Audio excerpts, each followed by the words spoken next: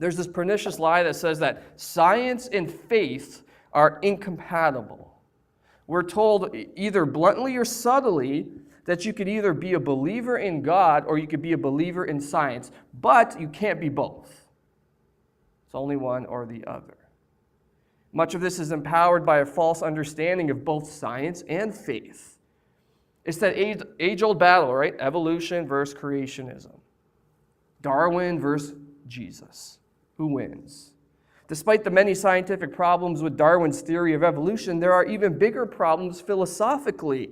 It's the philosophy of the survival of the fittest, right? Natural selection. If you're the strongest one, then you deserve to live. If you're the weaker one, then, well, you deserve to die.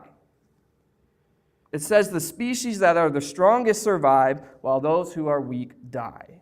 It's a natural process wherein the better life forms survive while the weaker ones die off. The stronger bearing with the weaker is the only sin in evolution. Because by doing so, the stronger are hindering the advancement of the race. So a naturalistic worldview demands that the weaker must die. Because, frankly, they don't deserve to live. And if that's true, well, then it has devastating consequences. If evolution is true, then hospitals are a waste of money. Let those weak people die, because weak people should die. People born with disabilities should be immediately killed because they're a weak link in the gene pool and should not be allowed to live.